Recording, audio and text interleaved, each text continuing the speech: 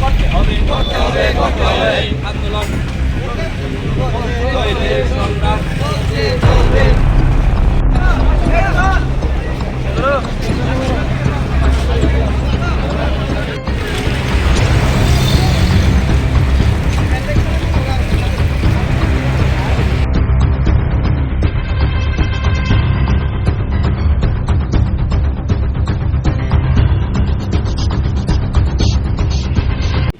দেখুন, আমরা ত্রিপুরা টিসিসিএলের আন্ডারে দীর্ঘ 4 বছর 5 বছর হয়েছে আমরা এই সেক্টরে কাজ করছি। আমরা বিদ্যুৎ দপ্তরের যে এলটি লাইনটা আছে ওটার দায়িত্ব আমাদের কাছে, আমরা ওইটাই দেখাশোনা করি। কিন্তু বিগত কিছুদিন যাবৎ আমরা দীর্ঘদিন 4 বছর কাজ করার পর আমাদের যে বেতন, যারা লাইনম্যান আছেন তাদের বেতন 10,500 টাকা এবং যারা হেল্পার আছেন তাদের 7,778 টাকা বেতন আমরা পাচ্ছি। কিন্তু এই বেতন আমাদের সংসার চালানো বড়ই কষ্টকর। আমরা বারবার দপ্তরের কাছে রিমাইন্ডার দিয়েছি, আমাদের কোম্পানির যারা আছেন, যারা কর্তৃপক্ষ আছেন ওদের কাছেও আমরা বারবার রিমাইন্ডার দিয়েছি, কিন্তু ওনারা আমাদের কোনো সদুত্তর দিচ্ছেন না। এরপর আমরা দেখুন, আমরা যখন ডিউটি করি, আমরা ডিউটি করার সময় আমাদের প্রত্যেকটা টিমে একজন লাইনম্যান 2জন হেল্পার থাকে। একটা নাইট শিফট হোক, ডে শিফট হোক, এই ক্ষেত্রে এই লোক দিয়ে আমাদের কাজ করা বড় অসম্ভব হয়ে দাঁড়ায়। কারণ যখন প্রাকৃতিক দুর্যোগ ঘটে, ঝড় তুফান আসে, তখন ত্রিপুরা রাজ্যের প্রায় 75% line operate line, underground line নাই। সেই ক্ষেত্রে গাছ আছে, বিভিন্ন ঝড় তুফানে গাছগুলি ভেঙে পড়ার পর এই সমস্তগুলি রিকভারি করতে হয় আমাদের। এগুলি রিকভারি করতে গিয়ে আমাদের যে স্টাফরা আছে, কনজিউমারের কাছ থেকে, পাবলিকের কাছ থেকে আমরা বিভিন্ন সময় বিভিন্ন পরিস্থিতিতে বড় হেনস্থা হই। কিন্তু এই ব্যাপারগুলো আমরা দীর্ঘদিন যাবৎ কর্তৃপক্ষকে জানিয়ে এসেছি, কিন্তু কর্তৃপক্ষ আমাদের কোনো সদুত্তর দিচ্ছেন না এবং এটার কোনো রিকভারি করার চেষ্টাও করছেন না।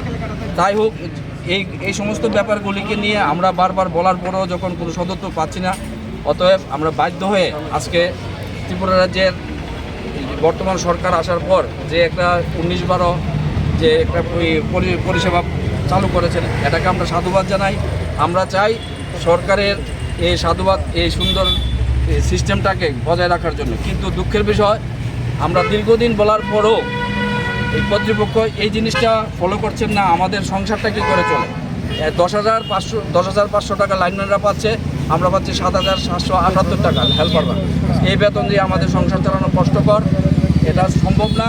অতএব আপনাদের কাছে মিডিয়া, আপনারা সাংবাদিক বন্ধুরা আসছেন, আপনাদের কাছে আমাদের বিনম্র অনুরোধ, আপনারা এই জিনিসটা নিয়ে আলোচনা করবেন এবং আমাদের বেতনটা যাতে বেড়ে যায় এবং আমাদের কর্তৃপক্ষ যারা স্টাফ কাজ করছে তাদের নিরাপত্তার ব্যবস্থা করতে হবে।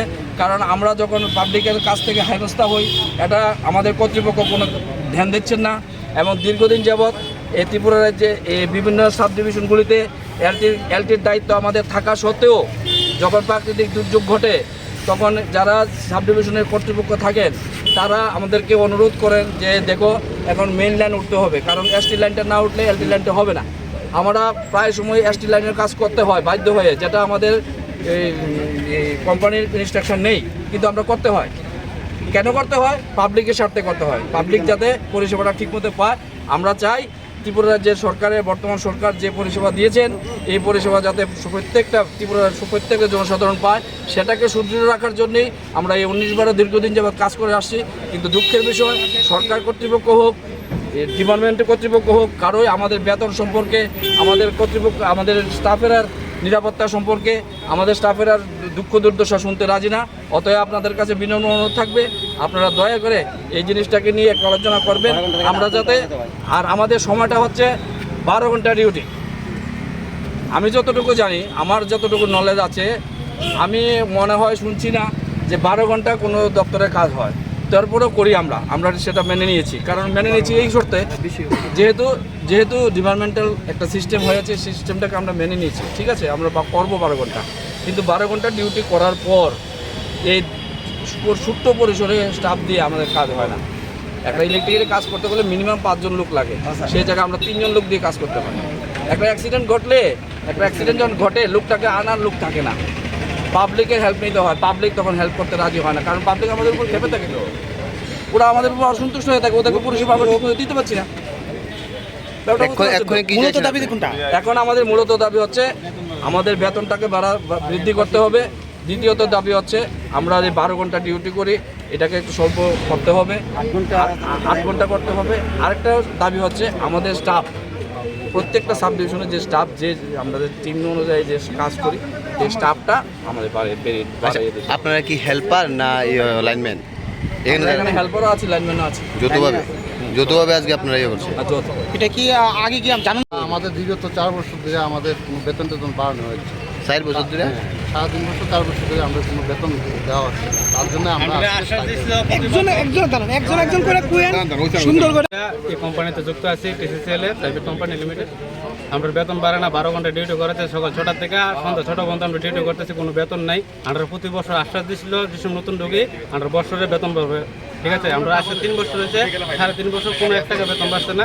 তাদের সাথে কথা বলে বলছে আমাদের বেতন বাড়াবে, আমরা তাদের কোম্পানির সাথে কথা বলছি আমরা বেতন বাড়াবে, কোনো আমরা প্রতিশোধ দিতেছে না, কোনো বেতন নেই। তাই এই কারণে আজকে আমরা সবাই মিলে এক হয়ে ধর্ণা দিয়েছি। আপনারা কি আজকে কি কাজ বন্ধ রাখবেন? আমরা সে কাজ বলতে রাখবো, আমরা যত আমাদের বেতন নেই। স্যার আমরা যখন কাজ করতেছি আমরা পরীক্ষিত স্যার আছে, সিনিয়র, তো তাই না আমরা কইছে আমরা বেতন বাড়াই দিব। তো আমরা তো স্যার দীর্ঘদিন ধরে স্যার আমরা এই অবস্থিত করছি। মানে আজকে দেখেন যে একটা এলাকার জনসাধারণ সবেরই কারেন্টের লাগে সবাই করছে, তো আমরা লোক লাগবো, গাড়ি লাগবো। আর একটা ডিভিশন নিতে একটা গাড়িতে হয় না, কিন্তু ভালো। আর আপনার যে আমরা যেন একটা ডিভিশনের ভিতরে 4-5 লেবার আর এই কর্মচারী, তো হেরার যাতে আরও 2 জন লোক এই অনুমানে আমরা একটু ভালো আর কি। সবের ক্ষেত্রে মানে কম বেতন করতেছে, 10,000 টাকা বেতন, 5টা বেতন 10,000 টাকা। তো লাইনম্যানের দিতে আছে 12,000 টাকা, আর হেল্পার দিতে আছে আপনার 8,000 কত জানি 7,778 টাকা দিতে আছে। লাইনম্যানের